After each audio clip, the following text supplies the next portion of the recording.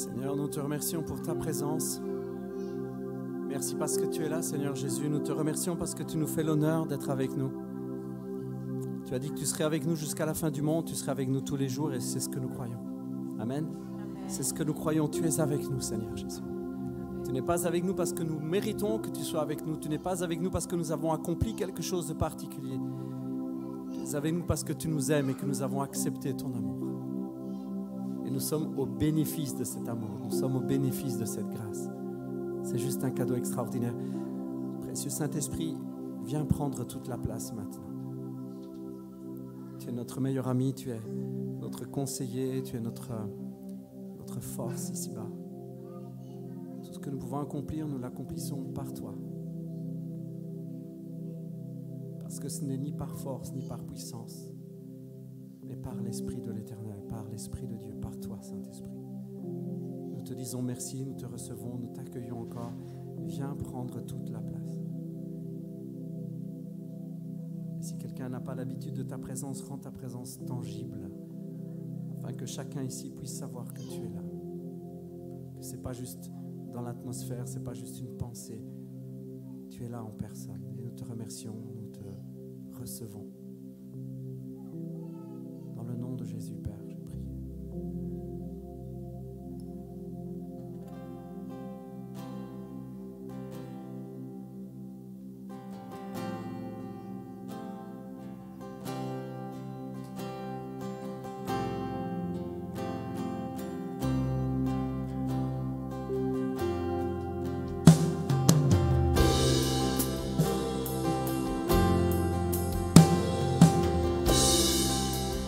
Es-tu brisé par tant de douleur, affaibli par ce si grand fardeau?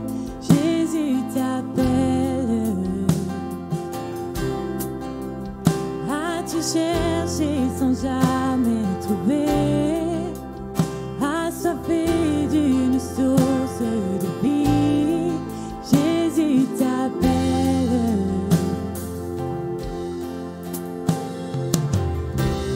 Reviens à son autel, les bras du Père sont grands ouverts, ton pardon racheté par le sang précieux de Jésus.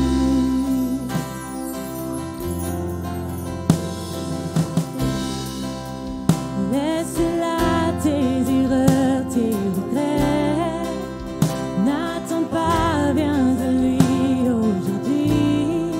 Jésus t'appelle. Tes chagrins, il changera en joie. Une vie naîtra de la poussière. Jésus t'appelle.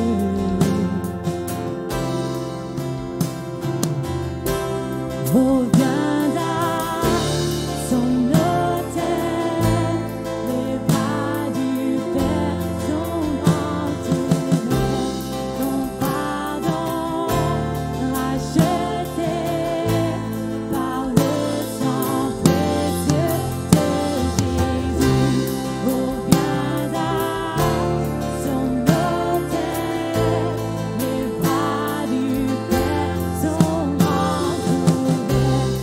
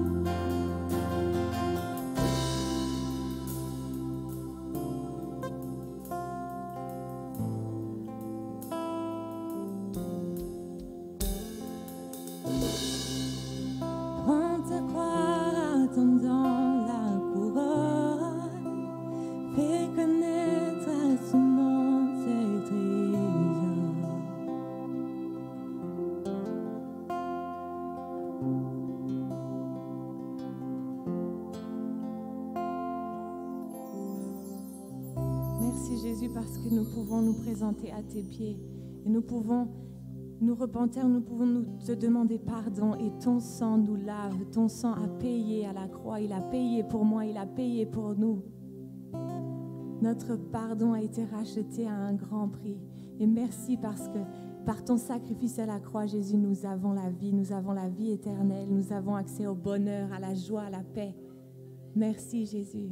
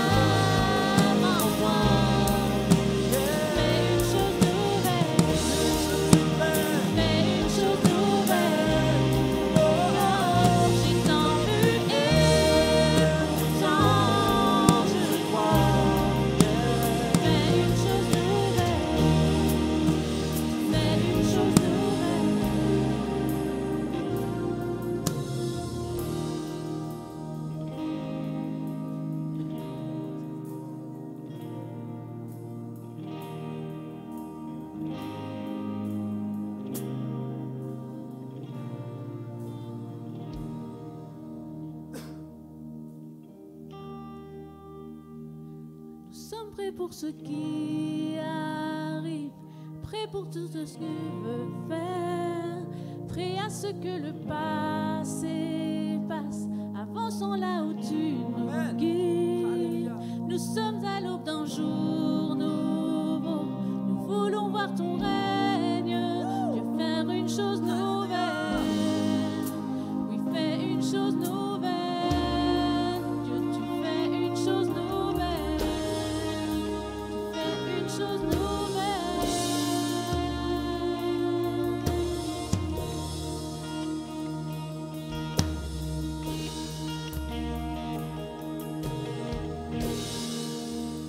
Alléluia. Merci Seigneur, tu fais quelque chose de neuf et de nouveau. Alléluia.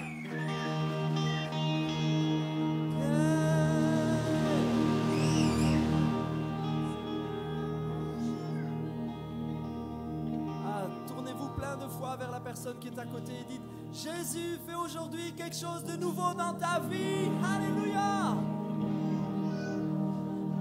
Merci Seigneur, tu fais quelque chose de neuf.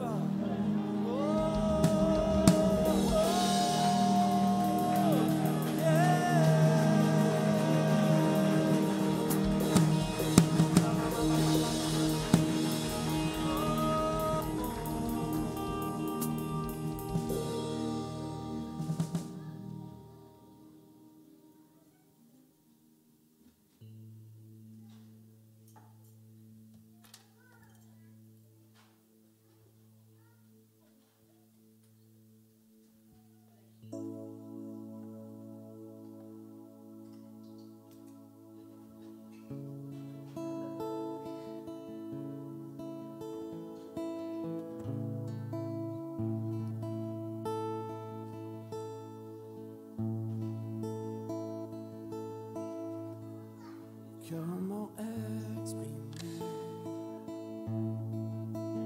toute ma gratitude? Je n'ai pas les mots, et rien de nouveau. Je pourrais chanter des milliers de fois le chant terminé,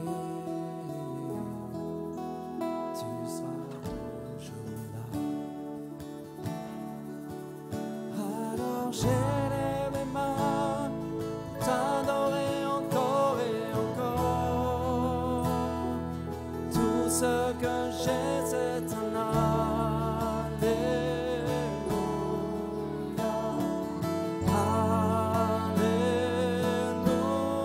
Alléluia, je n'ai rien trouvé qui soit digne de ta majesté. Si ce n'est mon cœur qui chante alléluia,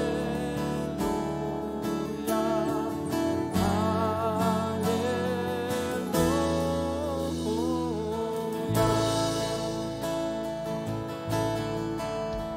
Je n'ai que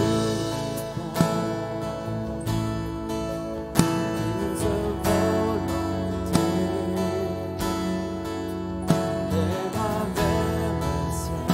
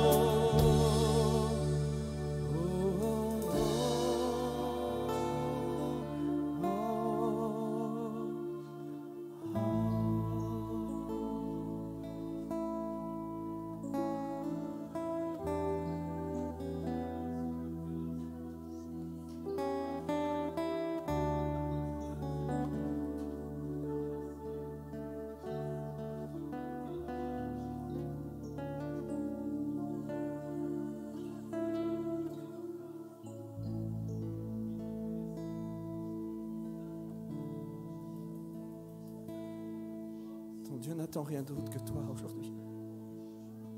N'attend rien d'autre de toi qu'un cœur. La Bible nous dit que le ciel, la terre, l'univers appartiennent à l'Éternel. Quel autre cadeau tu peux lui faire que ton propre cœur? Quel autre cadeau, quel bien sera assez précieux pour Dieu le Père?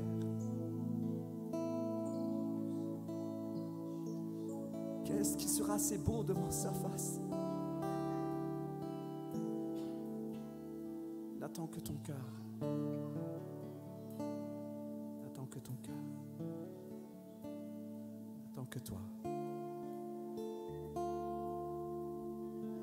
Alors viens tel que tu es.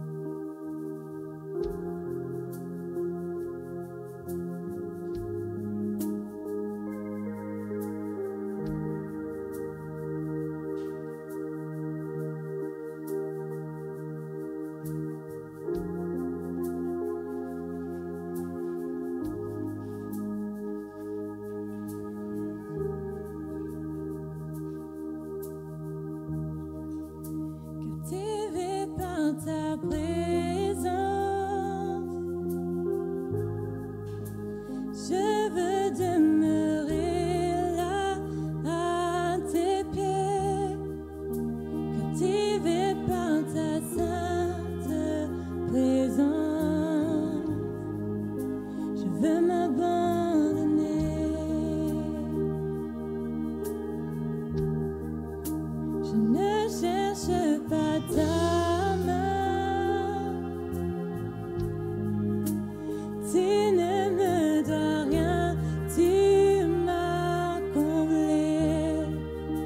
au-delà de ce que tu peux faire, je veux ton cœur captivé par ta présence.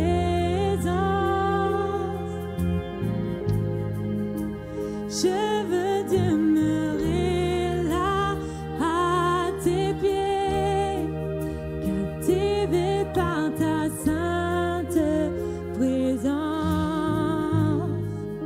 Je veux m'abandonner, je ne cherche pas ta main, tu ne me dois rien, tu m'as comblé au-delà de ce que tu peux faire. Je veux ton cœur.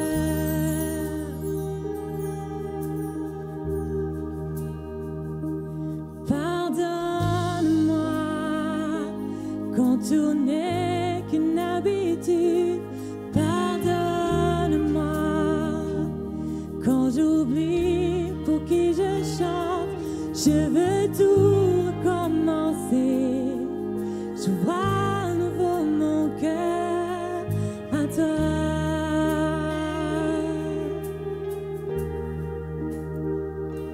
Pardonne-moi quand je ne pense qu'à moi seul. Pardonne-moi lorsque toi seul ne suffit pas. Je veux tout recommencer. Je vois à nouveau mon cœur à toi.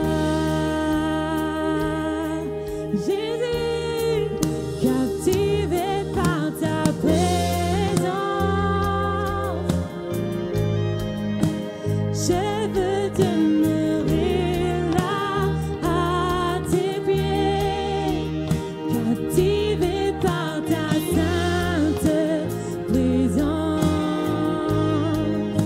Je veux m'abandonner. Je ne cherche pas ta main. Tu ne me dois rien, tu m'as comblé. Au-delà de ce que tu peux faire, je veux ton cœur. Je veux ton cœur. Et rien ne manque, non rien ne manque, ne peut me combler. Je veux ton cœur. Et rien ne manque, non rien ne manque, ne peut me combler. Je veux ton cœur. Et rien ne manque, non rien ne manque, ne peut me combler. Je veux ton cœur. Et rien ne manque, non rien ne manque, ne peut me combler. C'est ton cœur que nous voulons, Jésus. Rien dans ce monde ne peut nous apporter le bonheur, ni l'argent, ni la famille, ni les amis, ni le travail, ni les occupations. Mais toi seul peux nous apporter le bonheur, Jésus.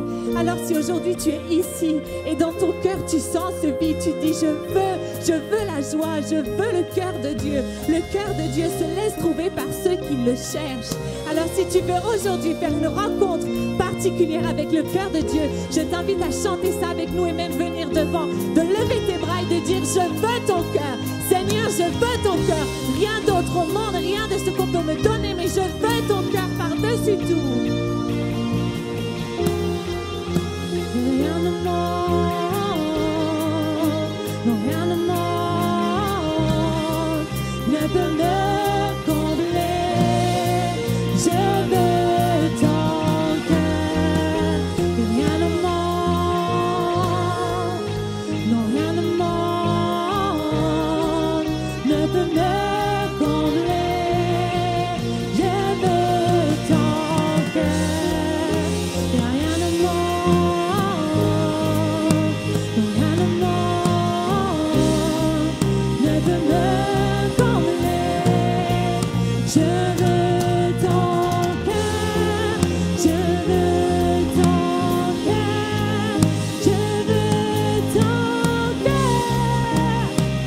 Oh Jésus, je veux ton cœur, je veux ton cœur, je veux ton cœur.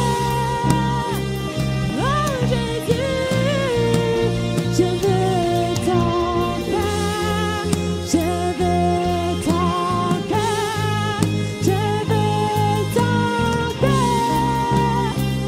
Oh Jésus, je veux ton cœur. Je veux ton cœur, Jésus. Je veux ton cœur. Je veux ton cœur. Merci Saint-Esprit, merci Jésus, parce que tu vas trouver toutes les personnes qui ont crié « Je veux ton cœur ». Je veux proclamer maintenant, Saint-Esprit, que tu les touches d'une manière particulière, que tu les rencontres d'une manière particulière, que tu imprimes ton cœur sur le leur, que ton cœur et que leur cœur ne fassent qu'un. Merci Jésus pour les nouvelles onctions d'amour, pour les forces que tu renouvelles, pour les personnes qui étaient à bout de souffle et que tu redonnes des forces pour continuer d'avancer. Il y a quelqu'un ici qui était sur le point de lâcher. Tu as dit, Jésus, j'en peux plus. Jésus, c'est trop dur. Jésus, je suis au bout de mes forces, je suis essoufflée. Et Dieu te dit, je vais renouveler tes forces. Je vais te donner encore la force d'avancer, la force de prier, la force d'espérer et de croire que le meilleur est à venir.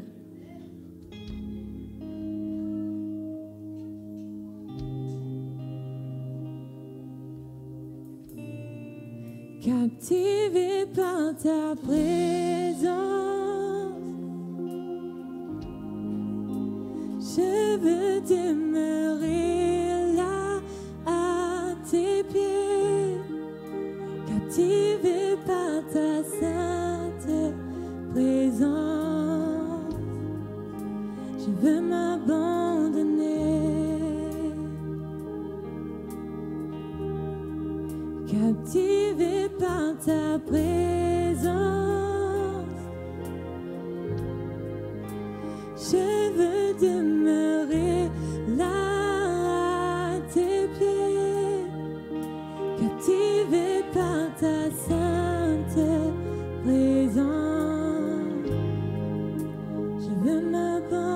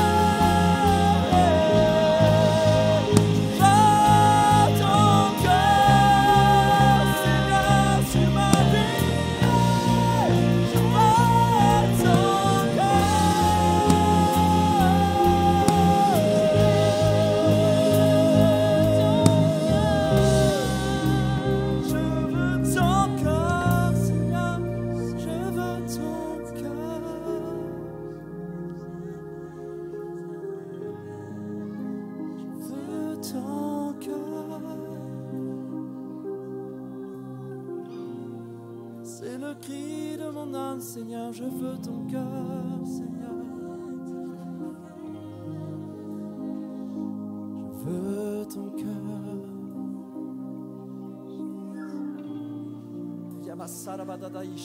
Le Saint-Esprit vous touche maintenant.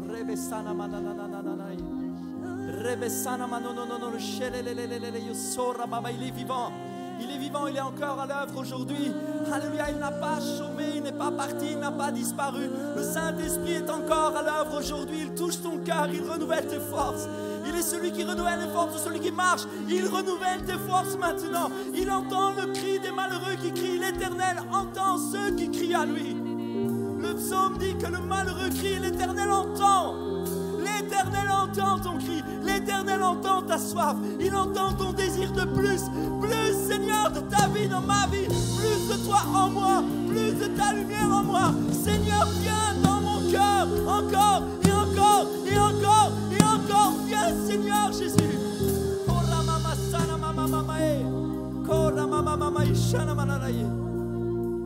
Voulons ton cœur, Seigneur. Oui, nous voulons ton cœur, Seigneur. Oui, nous voulons ton cœur.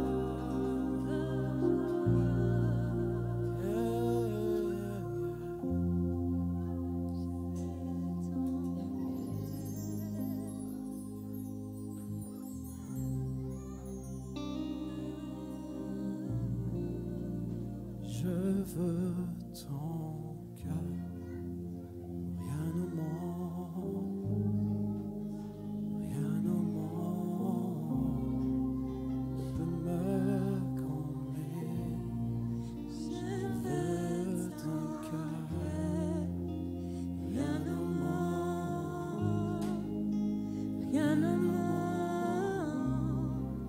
ne peut me combler.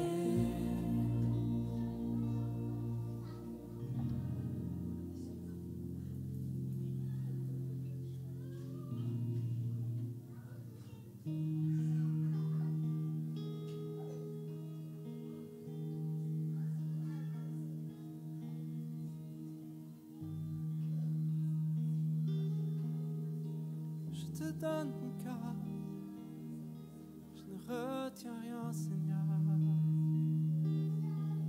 Yeah, yeah. Yeah. Oh, oh. Yeah. Je ressens que des cœurs ont besoin de se donner à Dieu. Je sens qu'il y a des vies qui ont besoin d'être réengagées. On ne va pas chanter le chant 10 fois ou 20 fois. Je voudrais juste que vous receviez ce chant et que ce soit vraiment une prière du fond de votre cœur. C'est un vieux chant, il n'est pas préparé, mais je vous lis simplement que je sens l'Esprit le déposer. Alors laissez-vous simplement porter, chanter ce chant et faites-le de tout votre cœur. Je sens qu'il y a des cœurs qui ont besoin d'être réconciliés avec le Père, des chrétiens qui ont besoin là d'être juste réalignés, qui ont besoin que Dieu vienne et qu'il prenne tout. Je te donne mon cœur, il ne m'appartient plus. On va chanter tout en douceur. Ce que j'ai le meilleur,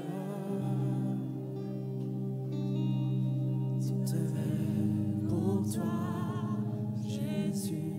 Que ça vienne du fond de votre cœur. Un parfum de valeur,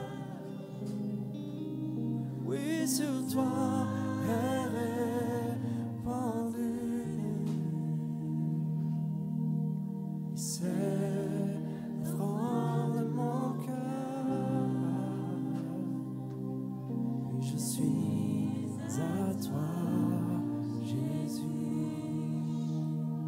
Prends mon âme, prends mon cœur, je te donne tout.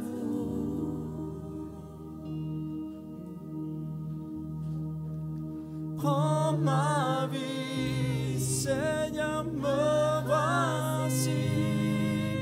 Oui, je te donne tout.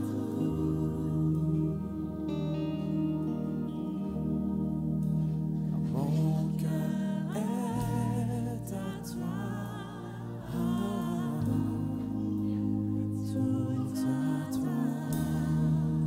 Mon cœur est à toi. Car mon cœur est à toi.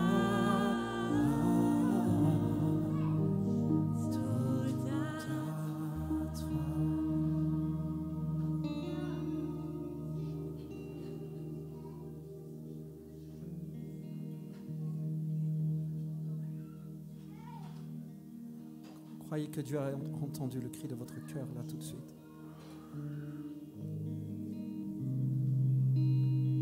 Croyez que votre cri est venu jusque devant le trône du Père. Croyez qu'il a entendu le cri de votre cœur. Il a entendu quand tu as dit « Je te donne mon cœur », il a entendu que c'était vrai et sincère. Il a entendu que tout était pour lui. Il le reçoit de ta main.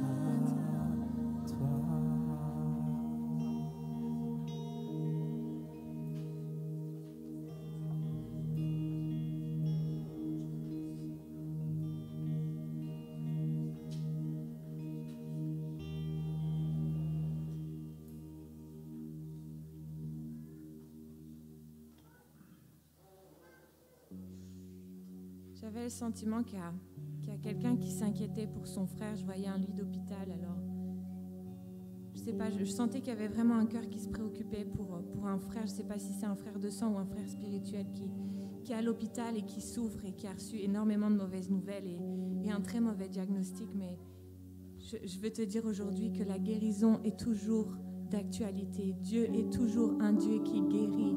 Il guérissait hier, il guérit aujourd'hui et il guérira encore demain. Dieu ne change pas. Alors tous ensemble, on veut proclamer la guérison sur ce frère. Dans le nom de Jésus, tu sortiras de ce lit d'hôpital. Tu déjoueras tous les diagnostics qui ont été dits contre toi.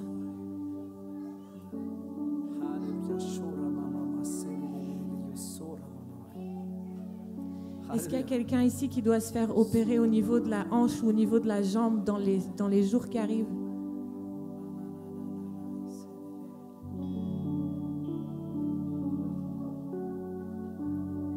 Je fais ça parce que je ne vous vois pas.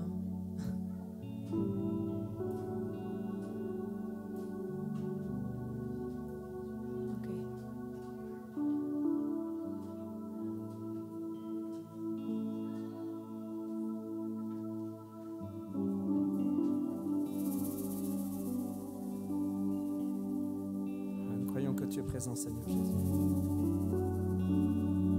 Et nous pouvons librement nous approcher de toi. Nous pouvons venir dans ta présence librement.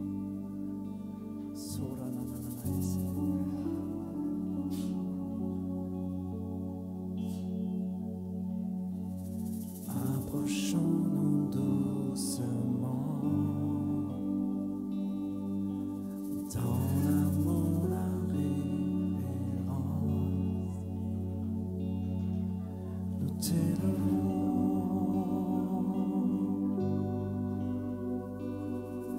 nous t'élevons.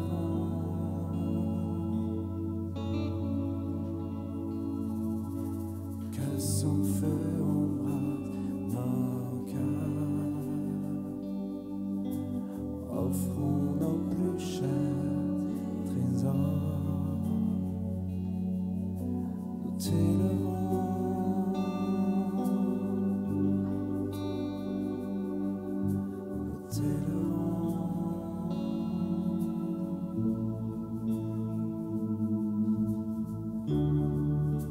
Tu es saint, tu es saint. Tu es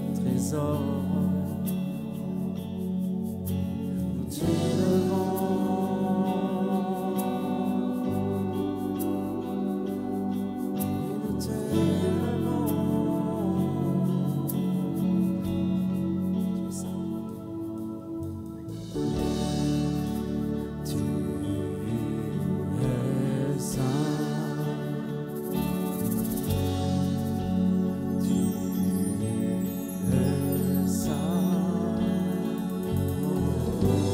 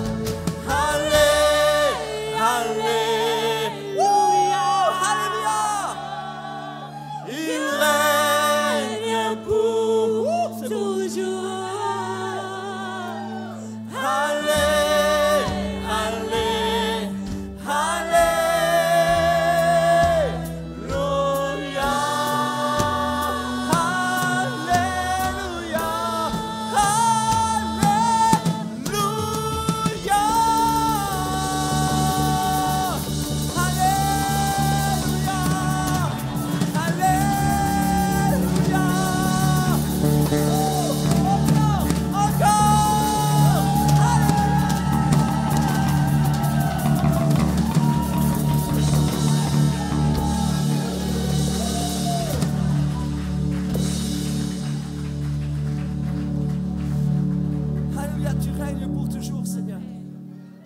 Tu règnes pour toujours, Seigneur. Un jour, tout genou fléchira, toute langue confessera que Jésus-Christ est Seigneur, à la gloire de Dieu le Père.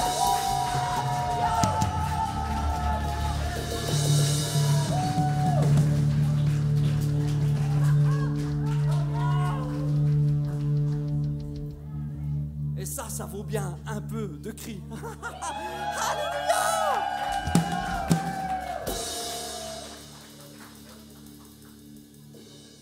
Si votre voisin est un peu choqué, dit dans le ciel c'est encore pire. Wouh! Dans le ciel c'est encore plus la fête. Seigneur, nous te bénissons.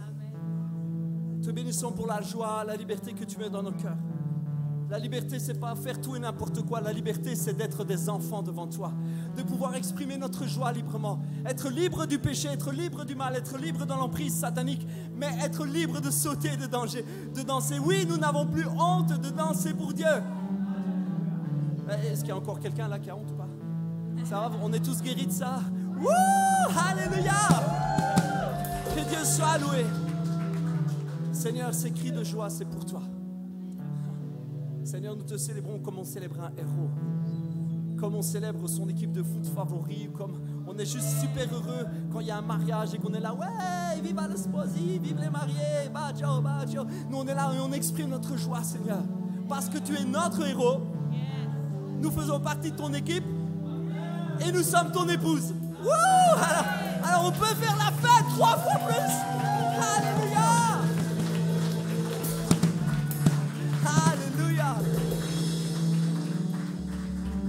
Oh Seigneur Jésus, nous te remercions, vraiment, nous te remercions pour ces moments. Merci pour toute la joie que tu mets dans nos cœurs. Oh Seigneur Jésus, nous avons la joie d'être rachetés pour l'éternité. Nous avons la joie d'être pardonnés. Seigneur, et pour tout cela, nous te disons merci. Merci pour mes frères et sœurs qui sont là aujourd'hui. Merci parce que c'est vrai, l'église, c'est quand on est tous ensemble. Je ne suis pas l'église quand je suis tout seul à la maison. Je ne suis pas l'église quand je suis juste là, moi et toi. C'est bon, c'est extraordinaire, le moment en privé. Et il faut le cultiver. Seigneur, tu nous invites au lieu secret. Mais c'est bon d'être l'église ensemble. C'est bon d'être là, de s'encourager, de voir la joie, de voir le frère, la sœur là qui saute de joie. Seigneur, ça nous fait tellement de bien. Seigneur, et si quelqu'un cet après-midi se sent seul ou se sent délaissé ou a l'impression qu'il est mis de côté, Seigneur, là maintenant, qu'il reçoive un gros câlin. Est-ce qu'il y a quelqu'un qui a besoin d'un gros câlin? Je dis ça très sérieusement. Est-ce que quelqu'un veut un grand câlin? Parce que je dis juste ça, mais il y en a 3-4 qui sont prêts à vous sauter dessus là. Si quelqu'un a besoin d'un gros câlin, faites juste coucou comme ça, on va vous faire un gros câlin. Parce que personne ne doit être sans câlin. Moi, je ne vois pas, hein. S'il y a quelqu'un qui veut un câlin, faites signe, hein, vraiment. Tu veux un câlin? Allez, venez, il y a 2-3 gars qui peuvent venir avec moi.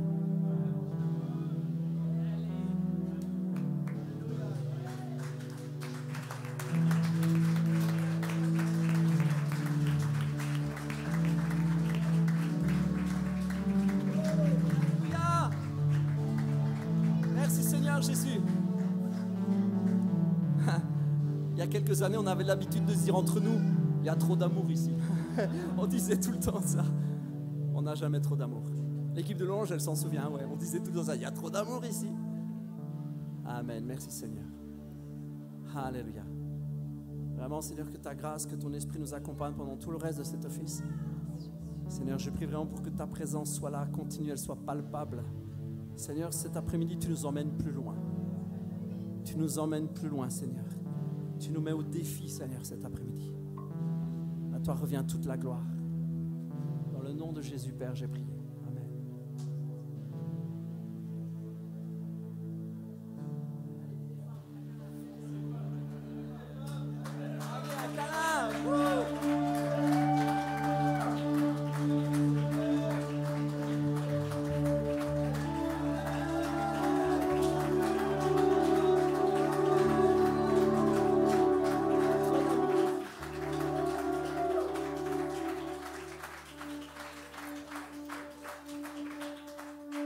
Ça fait du bien, hein, les câlins. Oh là là là là. Chouf. Merci Seigneur Jésus. Alléluia. Il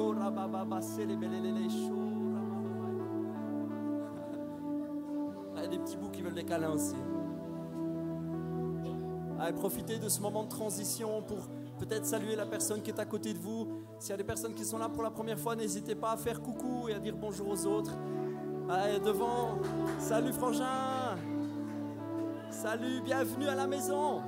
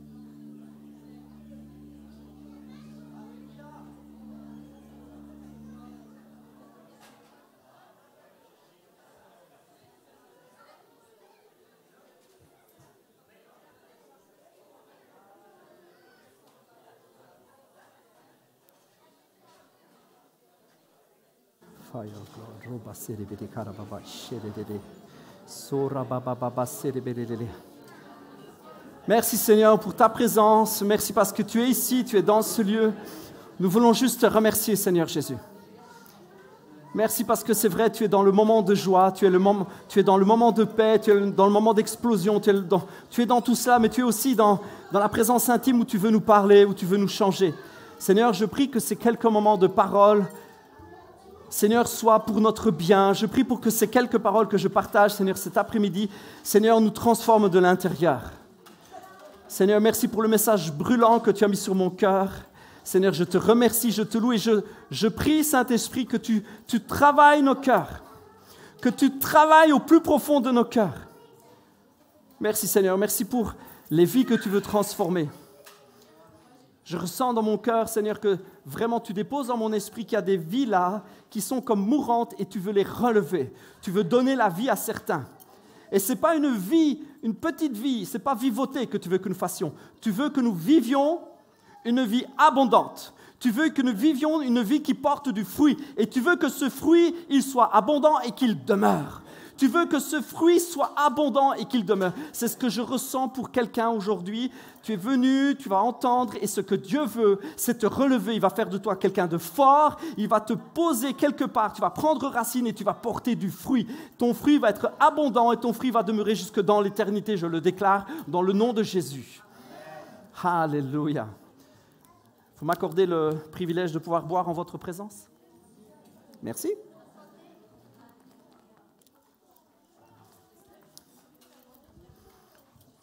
Dieu est bon? Alléluia, que Dieu est bon.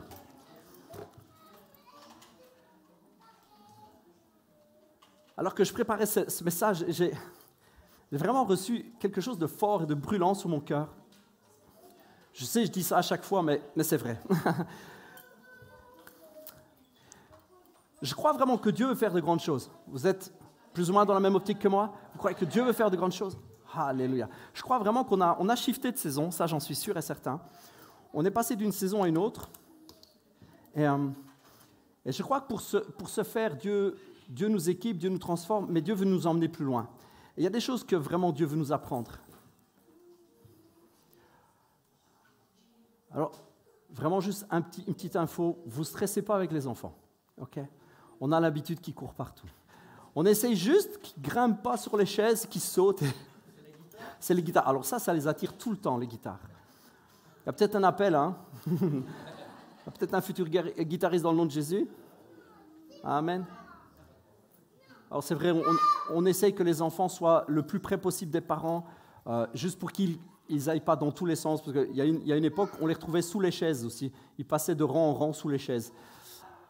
Alors, il n'y a rien de biblique là-dedans, hein, donc, mais on a juste essayé, et on essaye encore d'avoir les enfants voilà, qui sont là près des parents, et ça c'est nickel, il n'y a pas de souci. Après, qu'ils fassent un peu de bruit, c'est normal, ils sont vivants. S'ils ne font pas de bruit, c'est bizarre. Hein, vous êtes OK avec ça? Les enfants qui ne font pas de bruit, ce n'est pas normal. Les parents me comprendront tous, vous êtes en bas, et puis il n'y a pas un bruit dans la maison. Et puis tout d'un coup, vous dites, « Qu'est-ce que tu fais ?»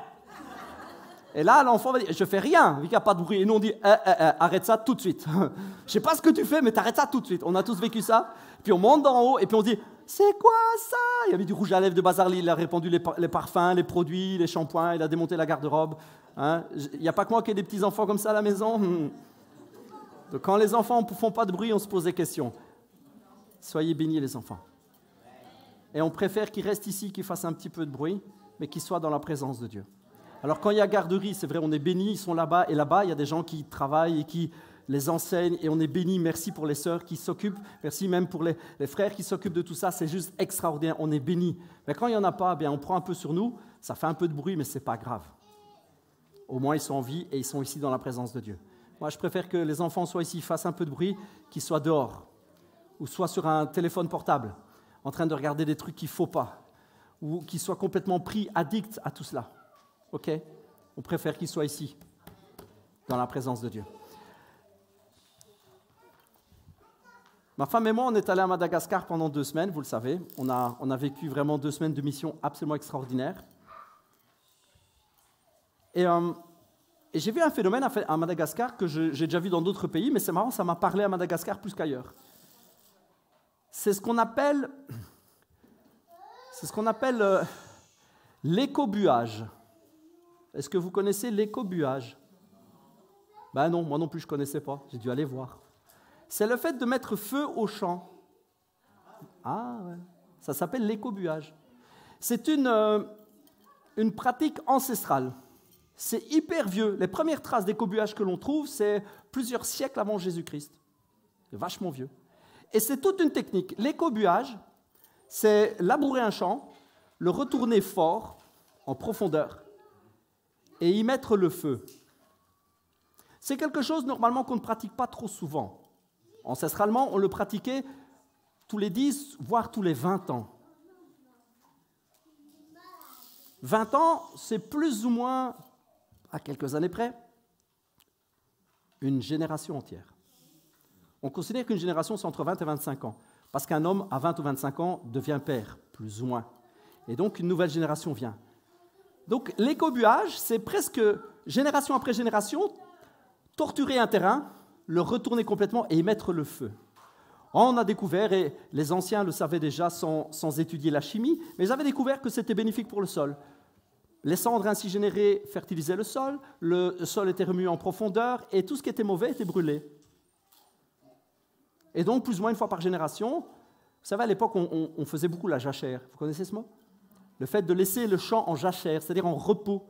Avant, on laissait beaucoup les champs en repos. C'est un truc qu'on a complètement zappé. Hein. Là, pour l'instant, on est plutôt dans le domaine de la surproduction. On fait produire au champ, on fait produire au champ, on fait produire à la terre, on la fatigue, la terre. Après, on est obligé de mettre des produits qui sont tous les uns plus que les autres, tout dégueux. Hein, c'est des produits absolument affreux, qui abîment la terre, qui polluent la terre. Mais avant, on ne faisait pas ça. Avant, on laissait la terre se reposer. Et donc, on laissait les champs en jachère. Et une fois, vraiment, par génération, presque, on y mettait le feu après l'avoir retourné. Et Dieu me parle là-dessus. Il me dit, c'est ce que je veux faire, en fait.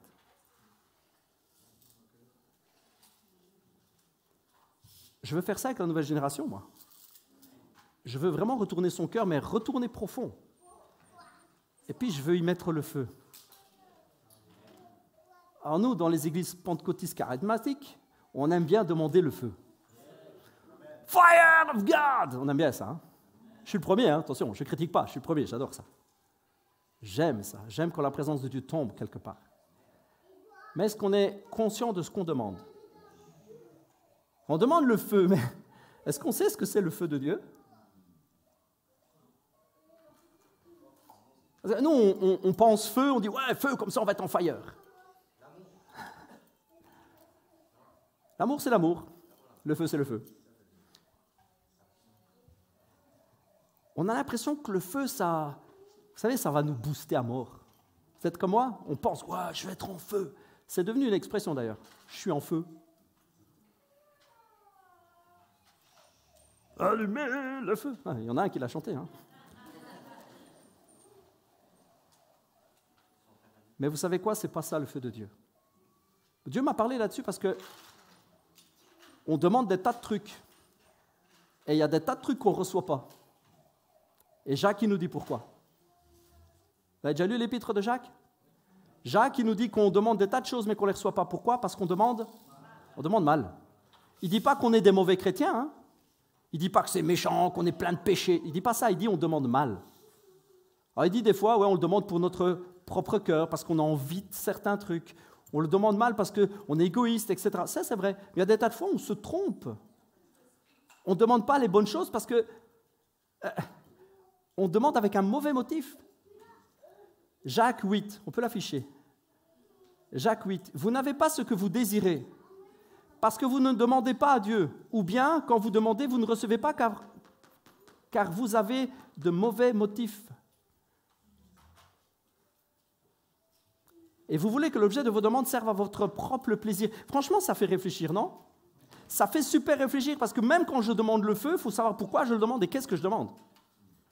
Si je veux, Seigneur, envoie le feu dans ma vie. Ouais, ok, mais on est d'accord sur le truc que tu demandes ou pas? Tu le demandes pourquoi?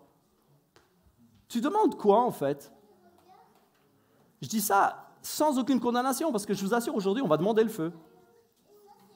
Vous êtes rassurés? On va demander le feu à la fin. Mais il faut savoir ce qu'on demande, il faut qu'on soit d'accord sur ce qu'on demande.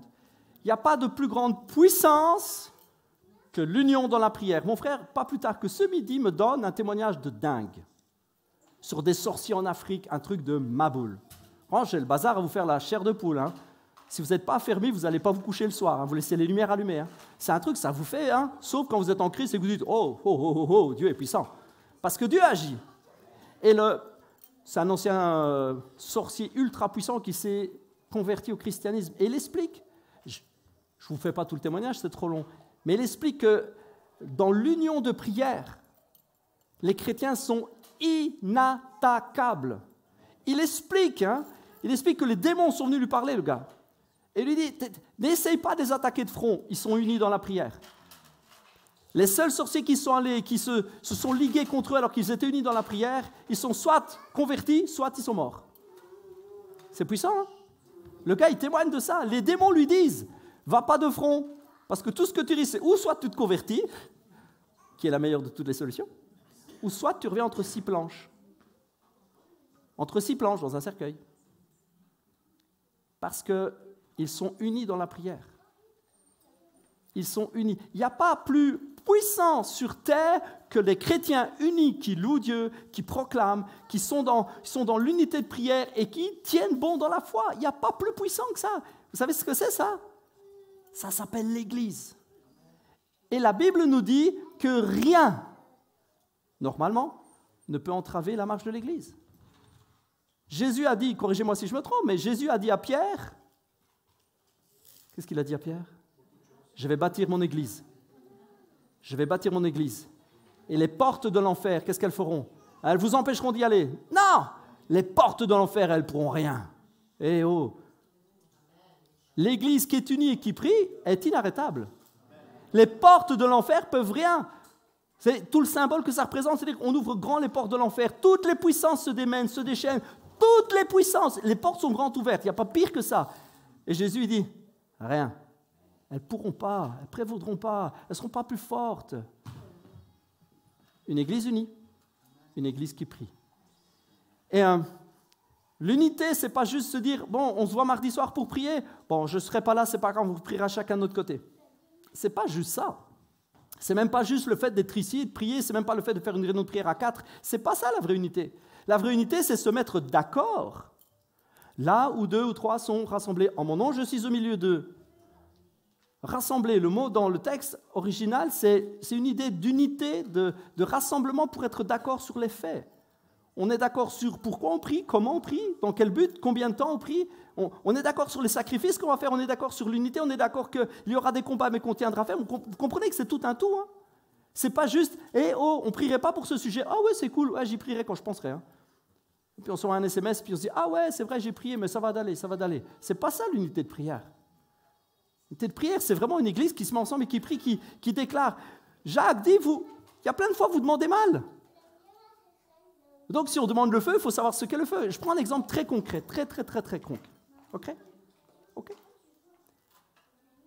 Guérir les malades est un mandat qu'on a reçu de Dieu. Allez et guérissez les malades, Jésus a dit. Vous êtes OK avec ça?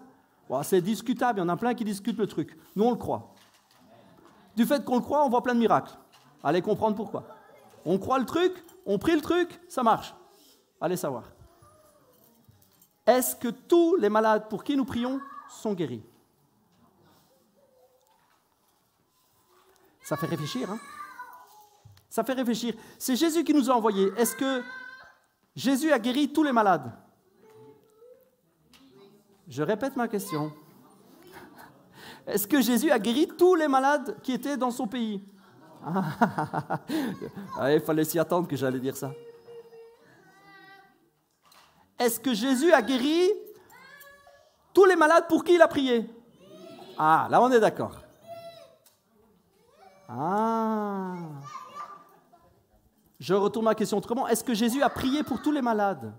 Ah.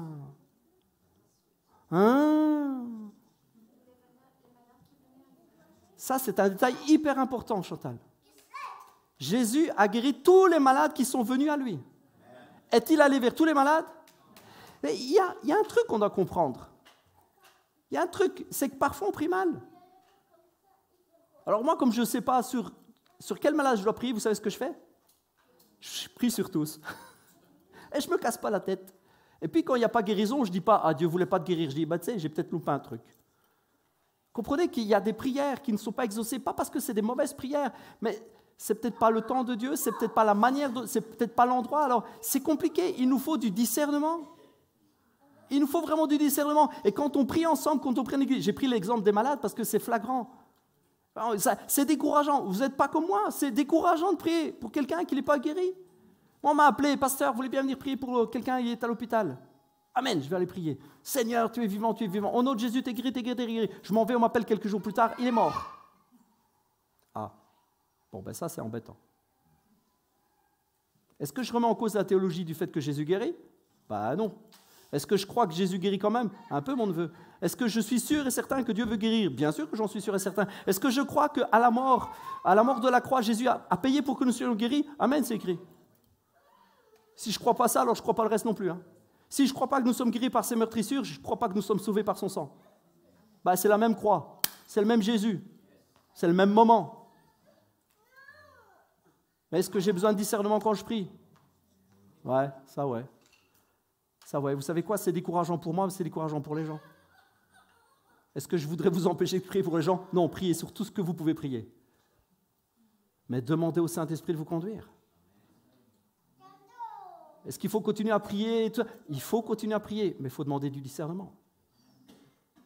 Est-ce qu'il faut continuer à prier pour le feu? Oui, mais il faut du discernement, il faut de l'accord, il faut savoir ce qu'on demande, il faut savoir pourquoi on le demande. C'est important. Vous savez, il n'y a pas pire que la déception. Vous êtes OK avec moi? Il n'y a pas pire que la déception. Vous avez prêché pendant 3 mois sur la guérison, vous avez prêché sur le feu, sur le baptême, sur le bazar. Vous prêchez, l'église, elle chauffe. Vous promettez. Et puis après, vous annoncez, et puis... il n'y a rien qui se passe. C'est dur, hein? Ne me laissez pas tout seul. C'est dur. C'est hyper dur. C'est dur pour un leader, mais c'est dur pour toute l'assemblée. Toute l'assemblée qui a cru, qui a jeûné, qui a prié, puis rien, blaf. C'est hyper décourageant, c'est hyper démotivant. Enfin, c'est un truc, ça vous flingue, quoi. Ça vous flingue pas? Moi, ça me flingue. Ça flingue la jeunesse, ça flingue les personnes âgées. Ça flingue les gens du dehors parce qu'ils nous disent « Peu, faux prophète ». Ça flingue ceux qui voudraient venir écouter l'évangile parce que c'est tous les mêmes, ils promettent, il n'y a rien qui se passe. On doit être conscient, on doit réfléchir, on doit demander de la sagesse. On doit être accordé sur ce qu'on veut, on doit demander « Ok, mais Seigneur, qu'est-ce qu'on demande? Pourquoi on le demande? Dans quel but on le demande ?» Parce que je ne veux pas me retrouver à prier et puis il n'y a rien qui se passe parce que le Saint-Esprit me dit « Mon coco, tu pries mal. Tu demandes des trucs que je ne t'ai pas demandé de demander. » Ou tu prends des positions que je ne t'ai pas demandé de prendre. Dans le domaine du spirituel, il y a des choses qui nous dépassent. Sauf s'il y a quelqu'un ici qui pense qu'il a tout compris. Moi, il y a des tas de trucs qui me dépassent. Dans les cieux, premier, deuxième, troisième ciel, des trucs avec des principautés, des dominations, ça me dépasse. Mais ce que je sais, c'est que quand Dieu m'envoie quelque part et qu'il me dit « fais-le », ça se fait. Et quand il ne me demande pas, j'hésite. Et même des fois, j'y vais pas. Je vous disais, on est allé à Madagascar. C'est sûr, c'était le plan de Dieu. La manière dont ça s'est fait, comme Dieu nous a donné la provision, c'était juste extraordinaire. Alors on m'avait dit, ouais, tu vas voir, Madagascar, c'est quand même chaud. Hein. Point de vue sorcellerie, là, c'est balèze. Il y a des niveaux, puis tu as Madagascar. Madagascar, c'est Madagascar. Il y a des sorciers à tous les coins de rue, il y a des hôtels, c'est vrai. Hein. Ceci dit en passant, c'est vrai. Mais nous, on allait parce que Dieu nous avait donné un mandat. Il y a un truc particulier quand Dieu te mandate. Quand Dieu t'envoie et qu'il te dit « Vas-y, je suis avec toi ». Avant d'y aller, j'ai reçu des paroles.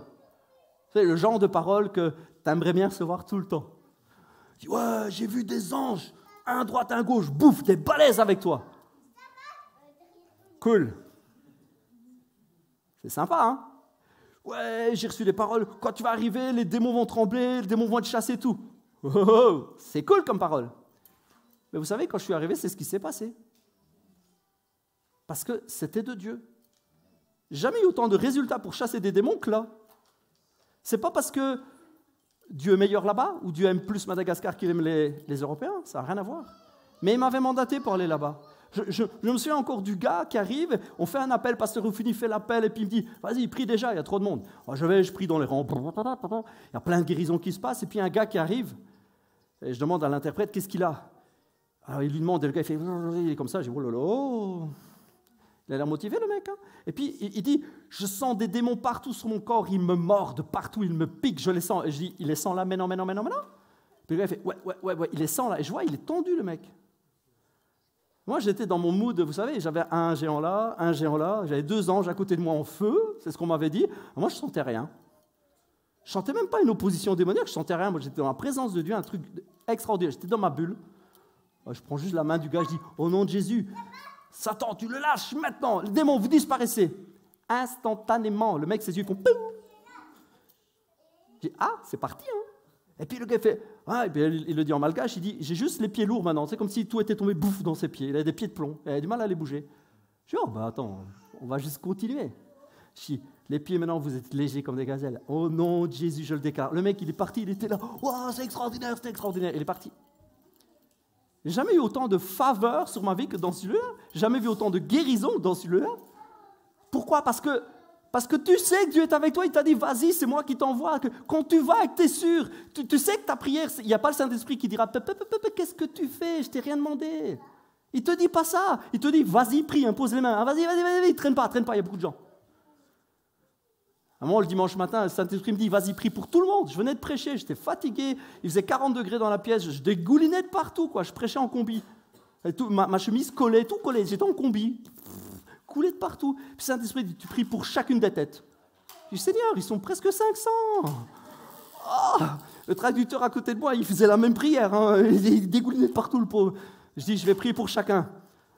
Et là, il fait, oui, donc le pasteur priera pour vous. Je dis, non, chacun individuellement. Et j'ai vu sa tête changer, hein, comme la mienne. Hein. Je fais, ah, non. Ils sont beaucoup quand même. Hein. J'ai dit, tu les fais passer un par un, on va prier. Ça a mis du temps. Je nageais encore plus à la fin. Mais Dieu a agi. Les gens ont été touchés. Quand Dieu te mandate, quand Dieu t'envoie, t'y vas. Tu ne te poses pas de questions, c'est ton job, t'y vas. Mais si Dieu ne te dit pas, si tu n'es pas sûr de ta prière, si tu ne sais pas trop, si tu n'es pas certain, si tu n'es pas accordé. Quand on est allé là-bas, il y avait une équipe de prière ici. Quand on est allé là-bas, il y avait une équipe de jeûne et prière ici. Il y en a plusieurs qui ont jeûné et prié pendant les 2 semaines. Ma femme et moi, on a jeûné avant. On a prié avant. Ma femme, grâce à ses intestins, a jeûné pendant. La pauvre. Moi, je n'ai pas jeûné.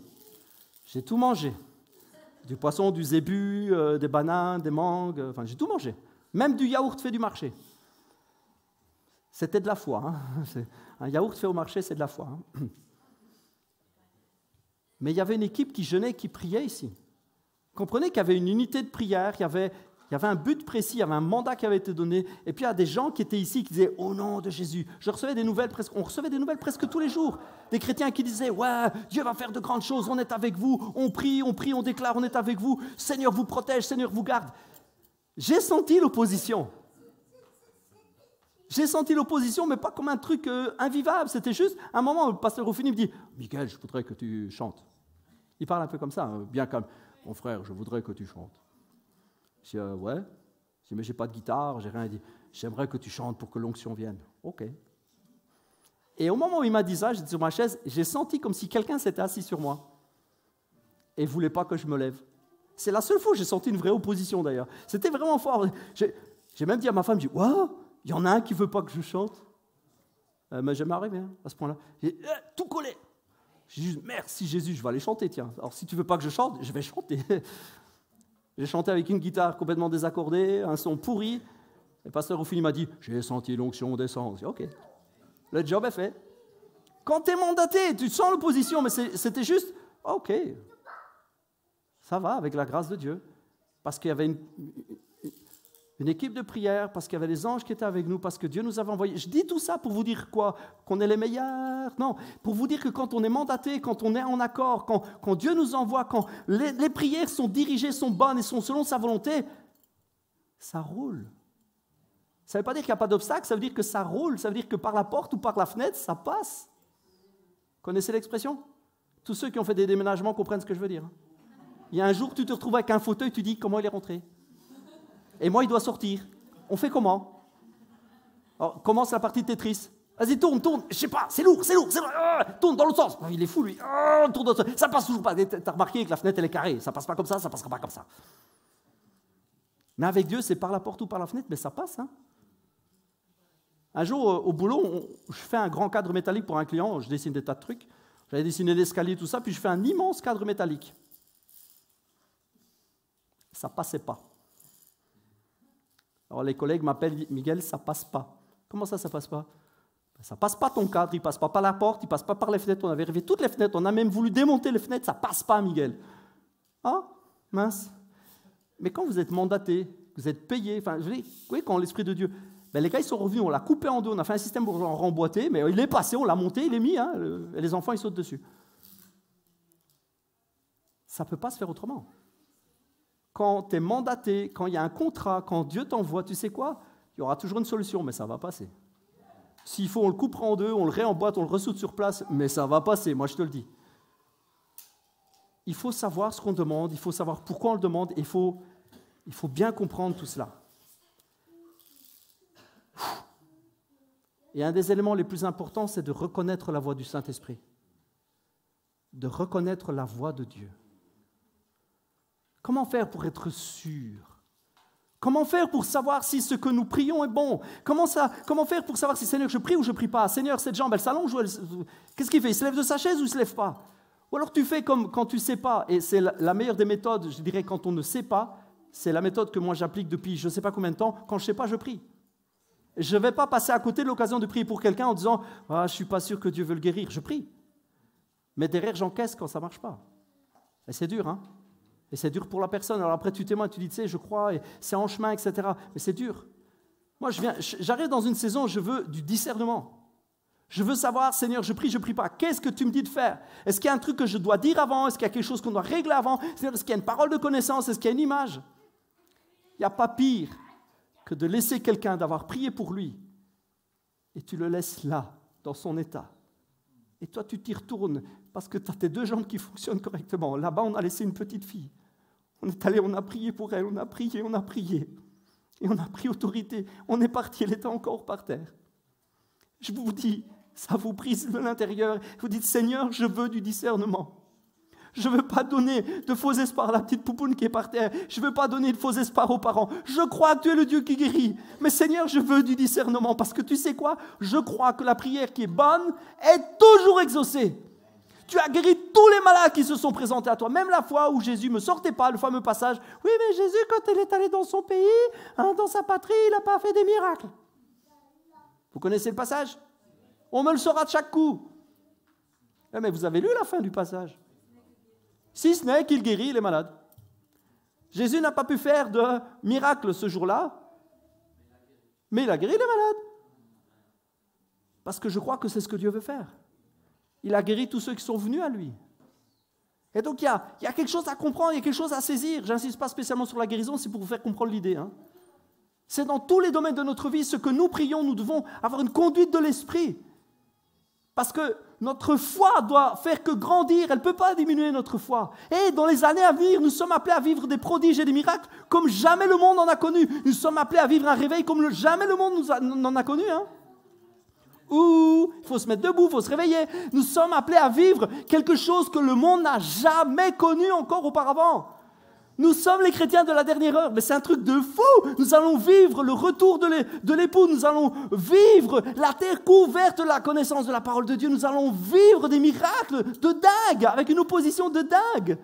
Ah ça, je ne devais pas le dire, c'est vrai, je ne devais pas vous dire ça. Nous allons vivre des trucs de dingue, et nous devons être prêts. Nous devons savoir comment prier, quand prier, où prier, pourquoi prier. Le truc, c'est pas prier sur tout ce qui passe. Le truc, c'est d'être conduit par le Saint-Esprit. Jésus, quand il est allé à la piscine de Bethesda, vous connaissez l'histoire? Quelle belle histoire. Le gars, ça fait 38 ans. C'est ça, je ne me trompe pas? Et une vie quand même. 38 balais à être estropié là. La Bible nous dit que le pauvre, il était là à la piscine, de temps en temps, un ange venait remuer l'eau. On sait aujourd'hui que c'était des bulles. Il y avait des fonds, il y avait c'était un peu thermal, ça faisait des bulles. C'était comme une sorte d'endroit occulte. Les gens pensaient qu'il y avait comme une sorte de magie. De temps en temps, l'ange faisait ça, l'eau elle était juste puante et dégoûtante. Il y avait des bulles qui se faisaient parce qu'il y avait de la vapeur. Et puis les gens se jetaient avec une sorte de super...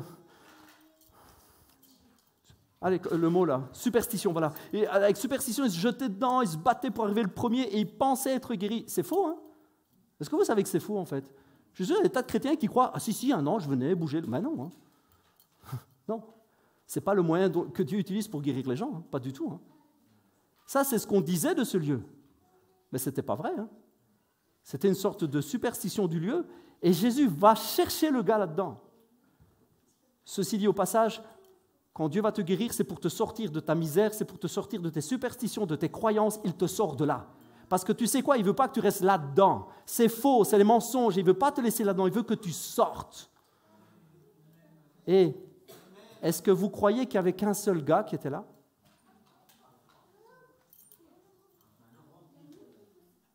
Le gars, il dit lui-même à Jésus, il y a beaucoup trop de monde. Moi, le temps que j'essaie de me ramper, là, je ne suis pas paracommando, moi, le temps que je rampe pour aller, ils y sont tous avant moi. C'est la preuve qu'il n'était pas seul. Ils sont tous avant moi. Il nous faut du discernement. Pourquoi? Jésus est allé juste vers ce gars-là et pas vers les autres. Ça doit nous faire réfléchir. Mais Jésus a guéri tous ceux pour qui il a prié. Il n'y a pas une personne sur laquelle Jésus a posé sa main en disant « Sois guéri » qui est reparti bredouille. En disant « Je suis désolé avec toi, ça ne marche pas. » Alors, c'est la première fois, j'ai jamais eu ça. Tu es le premier gars ou la première femme, ça ne marche pas. Démon, tu sors. Ah ben mince, il reste. Ouais, je suis désolé, je ne peux rien faire. Jésus n'a jamais eu ça. Mais il n'a pas délivré tous les démoniaques. Il n'a pas guéri tous les boiteux. Il n'a pas délivré tous ceux qui étaient autour de lui. Jésus avait un discernement parfait. Et voyez-vous, c'est ce que nous devons avoir. Et quand nous demandons quelque chose, nous devons savoir pourquoi nous le demandons, dans quel but nous le demandons et comment le demander. Nous devons être unis.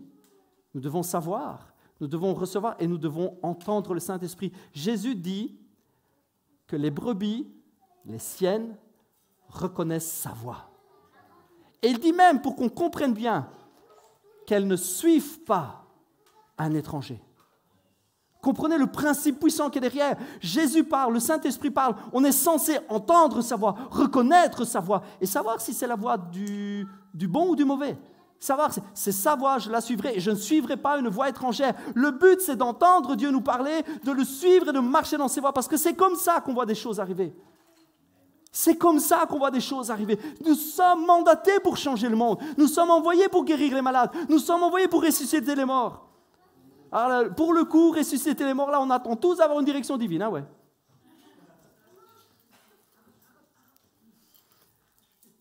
Là, pour le coup, on attend tous une direction divine. Hein. Ah, mais le jour où Dieu me dira de prier sur le cercueil, je le ferai.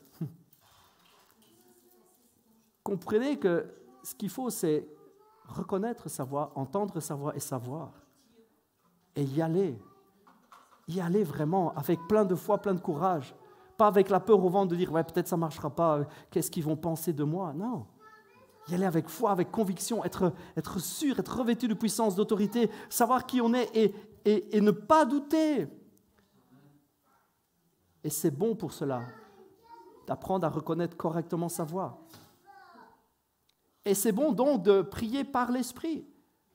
C'est donc bon de reconnaître la voix de l'Esprit, reconnaître la voix du berger, reconnaître sa voix et laisser le Saint-Esprit prier en nous. Laisser le Saint-Esprit prendre les commandes. Vous voyez où je veux en venir en fait? Parce que, ok, on ne sait pas, des fois on se trompe et c'est difficile et puis il faut, des fois nos motifs, il faut être unis, tout ça. Puis, ok, il faut reconnaître sa voix. Mais vous savez, ce qu'il faut, c'est laisser l'Esprit prier. L'Esprit vient nous aider dans notre faiblesse. En effet, nous ne savons pas prier comme il faut. Mais l'Esprit lui-même intercède en gémissant d'une manière inexprimable. Romains 8. Et Dieu qui scrute les cœurs, c'est ce que vers quoi tend l'Esprit. Car c'est en accord avec Dieu qu'il intercède pour ceux qui appartiennent à Dieu. Et c'est puissant ce verset. Nous ne savons pas prier comme il le faut. La version seconde disait « Nous ne savons pas ce qu'il convient de demander ». L'ancienne version dit ça. Nous ne savons pas ce qu'il convient de demander. Mais le Saint-Esprit le sait. Et ce qu'il faut, c'est être en accord avec lui. Demander, être guidé, parce que vous savez, nous sommes appelés à voir du fruit, à voir du résultat. C'est ce que Dieu veut pour chacune de nos vies. Mais il y a un bon moyen. Il y a une bonne manière de faire. Il est la vérité, le chemin, la vie, quoi. Il n'y a que lui qui peut le faire. Et plus nous allons être en accord avec sa volonté, plus nous allons entendre sa voix, plus nous allons être en accord avec l'Esprit de Dieu en nous, plus nous allons laisser l'Esprit s'exprimer à travers nous, et plus nous allons voir de résultats. Plus nous allons voir de résultats, plus nous allons voir des fruits, plus ça va encourager les autres. Notre foi va faire qu'augmenter, la foi de ceux qui sont autour de nous va augmenter. Vous comprenez? C'est tellement puissant ce que Dieu veut pour nous. Et alors que nous sommes, j'en suis certain, nous sommes déjà rentrés, il y a quelques semaines ça s'est fait, nous sommes rentrés dans une nouvelle saison. J'en suis convaincu. Vous savez, j'ai reçu énormément de paroles cette semaine encore. Dieu a confirmé des paroles vieilles de 8 ans, je pense. Pour ceux qui étaient là mardi soir, quand Cindy a prié, elle a confirmé des paroles que j'avais reçues il y a des années en arrière.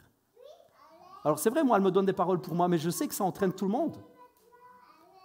Ça entraîne tout le monde. Je suis leader de cette église. Pasteur André, c'est aussi leader de l'église. Je suis leader principal parce que l'église a commencé quand j'étais moi pasteur. Je n'ai pas cherché à être le boss ou le numéro 1 ou dire « Ouais, moi j'ai l'étiquette, c'est moi. » T'as vu les trucs? Respect, hein, respect. Je n'ai pas demandé ça, moi. Mais ça s'est passé comme ça. Et donc je sais que quand Dieu fait des promesses sur ma vie, quand il fait des promesses sur mon ministère, waouh, vous êtes tous au bénéfice de ça. Je ne sais pas si vous réalisez ça. Il n'y a pas d'orgueil à ça. Vous savez, moi, je ne demande qu'à avoir un père spirituel qui va être béni pour que je sois béni. Hein. Moi, je suis super open à l'idée. Hein. Je ne sais pas combien de fois j'ai demandé au Saint-Esprit de me demander un père spirituel ou un mentor. J'ai dit, Seigneur, tu m'envoies qui tu veux. Bon, j'ai mes préférences. Alors, j'aimais beaucoup Reinhard Bonnke. Il est parti vers la patrie céleste. Bon, il y a Daniel Kolenda, que j'aime énormément, Seigneur. Alors, il y a Bill Johnson aussi. Tu prends que des Américains qui m'a dit, ah ouais, bon, soit. On a nos listes, hein, on a notre préférence. Mais peu importe, c'est Dieu qui est aux commandes. J'ai demandé à Dieu et puis il m'a dit, pas maintenant. Ok. Mais nous sommes tous au bénéfice des promesses que Dieu fait. Quand Dieu bénit une communauté, c'est toute la communauté qui est bénie. Quand Dieu bénit un responsable, c'est toute la communauté. Vous êtes OK avec l'idée que quand Dieu bénit une partie du corps, c'est tout le corps qui en profite? Moi, si demain, l'Esprit de Dieu, boum, tombe sur Olivier en disant « Tu es béni, tout ça », c'est toute la bénédiction pour la communauté. Hein. Je ne vais pas dire « Oh non, hein. Oh non, pas Olivier. Hein. Oh, Seigneur, non, pas Olivier. Seigneur, pas Olivier. OK, il joue de la basse, mais pas Olivier quand même. Je t'aime, mon frère. L'idée, c'est que si Dieu bénit un du corps, ben, tout le monde est béni. Enfin, tout le monde. Sauf celui qui dit « Oh non !» Lui, il n'est pas béni. Hein. Quand Dieu bénit un, quand il élève un, on est tous au bénéfice. Et vraiment, je pense que nous sommes rentrés dans une nouvelle saison. C'est pour le bien de toute la communauté. Dieu a fait des promesses de dingue, d'expansion, des promesses de dingue. Nous allons tous profiter de ces bénédictions. C'est juste extraordinaire. Mais Dieu me disait encore ce matin, mais il faut demander le feu, mais il faut savoir ce que c'est le feu. Fire of God. Ouais, arrête de le demander si tu ne sais pas ce que c'est. D'où vient cette idée de demander tout le temps le feu? Allez, qui a eu cette idée-là? Ça vient d'où? Ouais. Mais c'est bien plus vieux que ça, le feu qui descend. C'est dans l'Ancien Testament, les copains. C'est vieux, le feu. Hein? C'est une vieille idée. Hein? On n'a rien inventé, vous inquiétez pas. Alors, il y a plein de trucs qu'on demande dont l'image se trouve dans l'Ancien Testament. C'est plein d'images pour que nous puissions voir du spirituel, mais c'est plein d'images. Allez, quelle est la première mention du feu qui tombe sur quelque chose? Sodome et Gomorrhe, ce n'est pas un bon exemple. Hein. Alors, comme on dit chez nous, salsa doctrine. Allez, hop.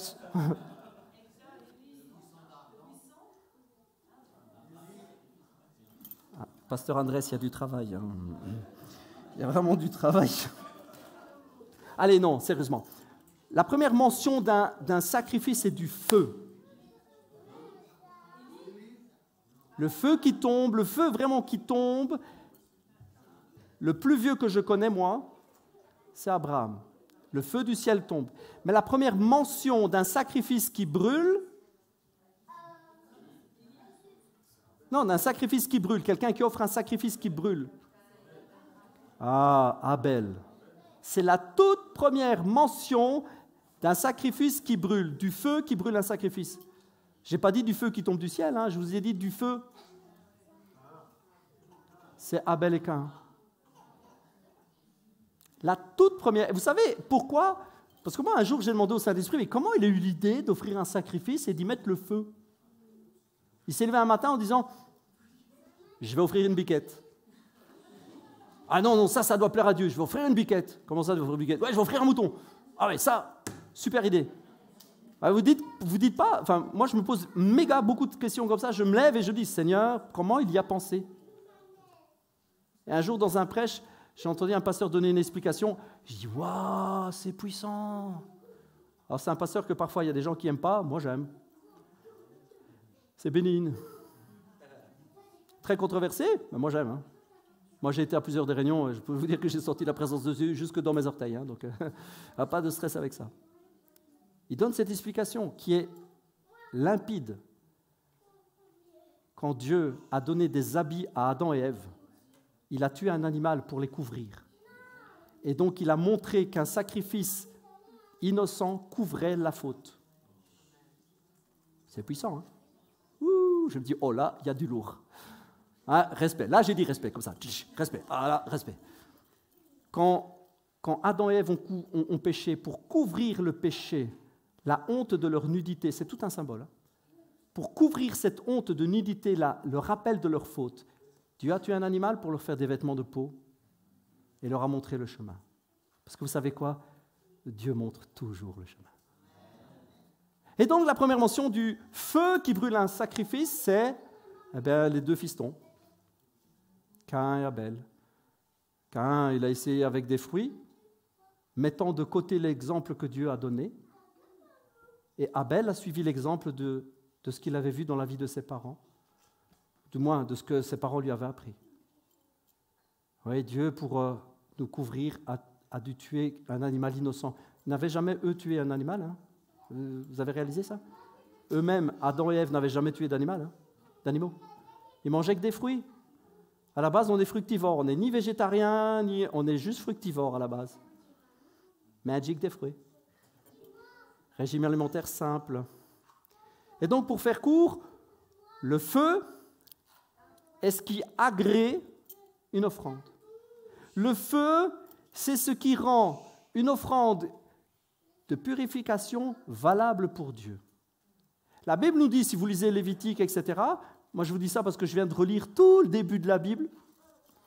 Il y en a plein qui zappent ça, et il y a des richesses là-dedans, je peux vous le dire. Hein. Il y a des richesses, il faut lire toute la Bible, première, dernière page, ok? Lisez tout, du début à la fin. Je viens de lire tout ça, les lois, Moïse, j'ai tout lu, je suis dans Josué là. Et plein de fois, Dieu dit que cette offrande sera d'une odeur agréable, une odeur qu'il agrée. C'est-à-dire, ce sera quelque chose avec lequel il sera d'accord, ça apaisera. Il y a même une version qui dit, ce sera un sacrifice d'une odeur apaisante. Et voyez, tout le symbole du feu qu'on demande, il est là. On est censé mettre nos vies sur l'autel et dire, Seigneur, consume, brûle tout ce qu'il faut brûler. Brûle tout ce qu'il faut brûler pour que ce qui monte comme odeur t'agrée. Pour que ma vie soit en accord avec ce que tu veux. Alors nous, on dit « fire, fire » pour être boosté. C'est « fire, fire » pour être consumé.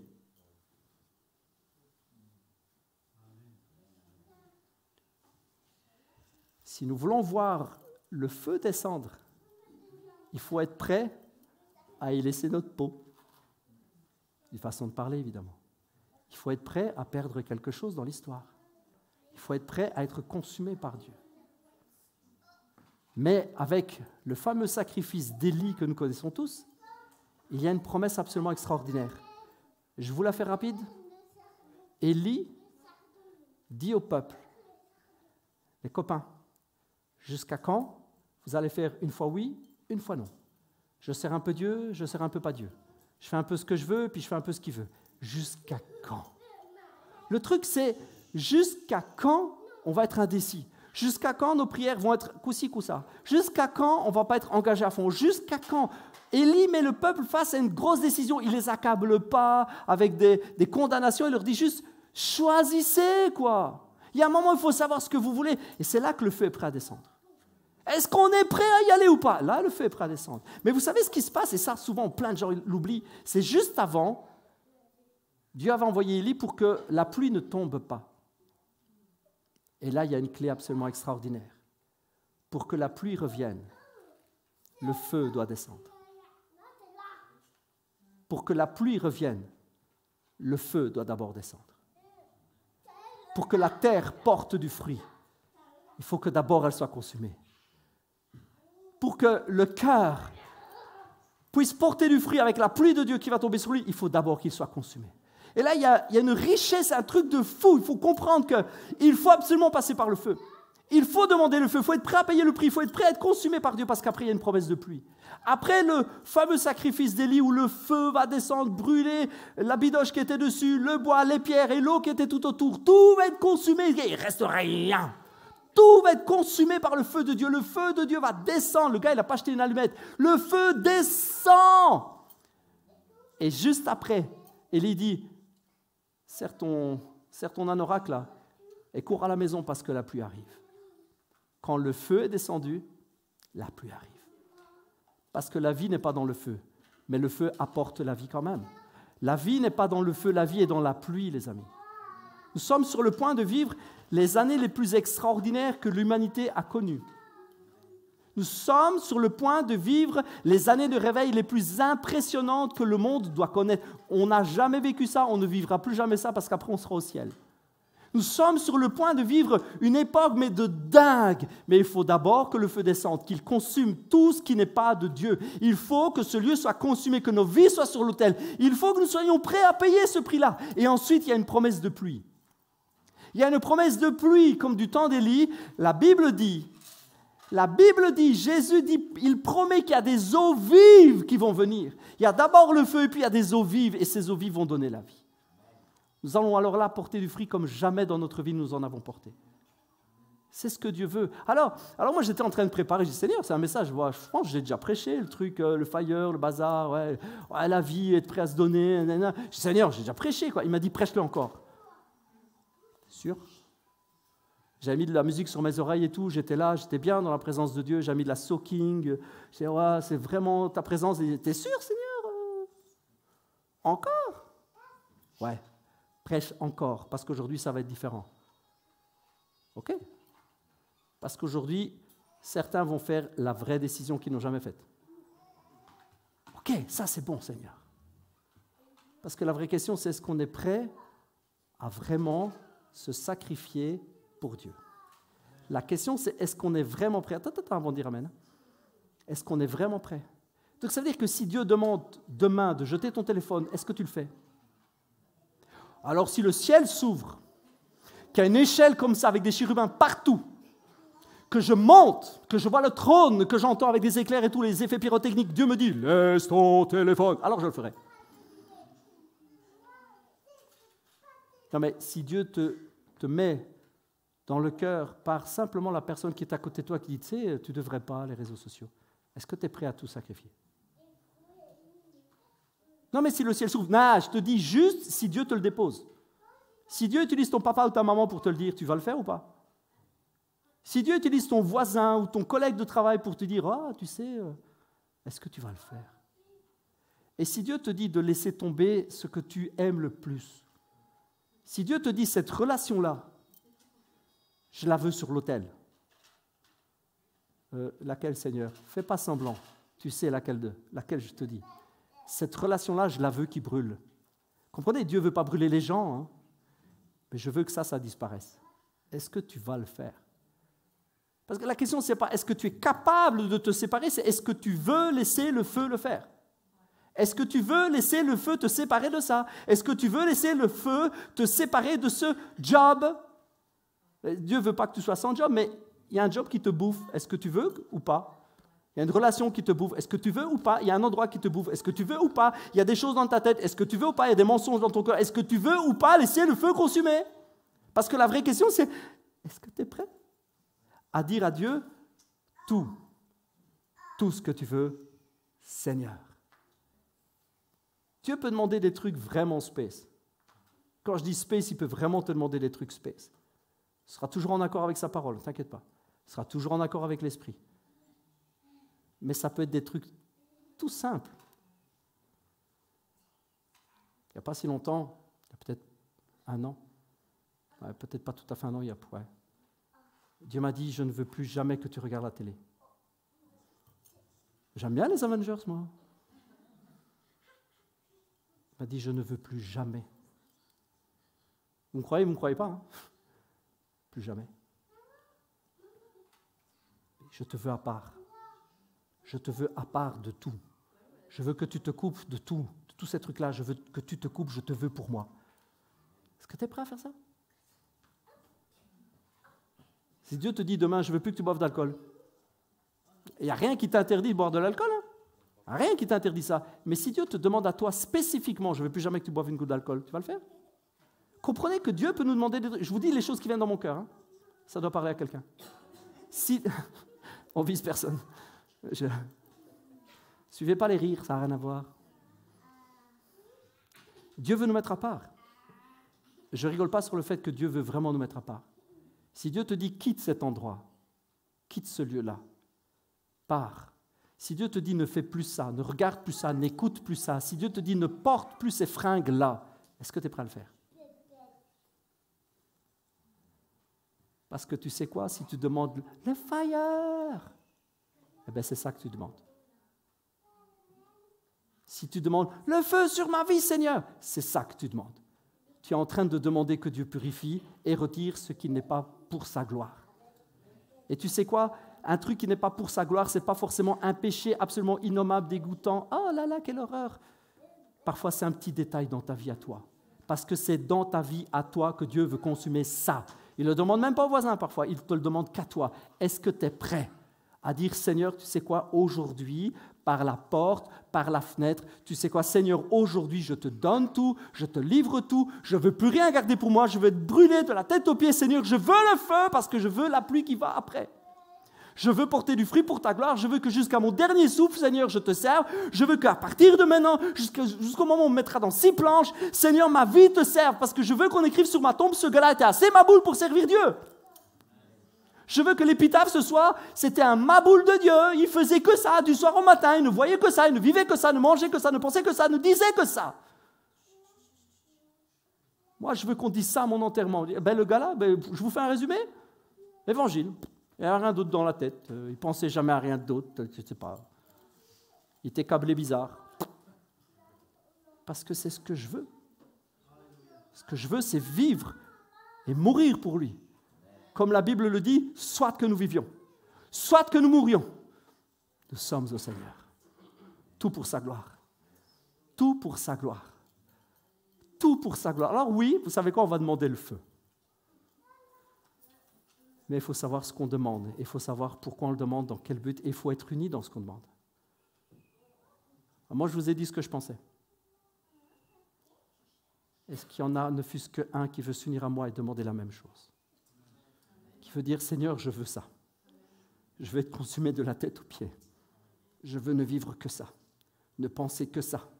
Je veux que le jour où je ferme les yeux, eh bien, il n'y ait plus que ça. Qu'on n'ait plus que ça à dire, Seigneur. Qu'on n'ait qu'à dire, oui, il a vécu le feu du début à la fin. Il a été consumé, il s'est mis sur l'autel, il s'est donné. Mais la pluie qui est venue après a porté du fruit. Moi, Seigneur, je veux. Alors, qui veut s'unir à moi?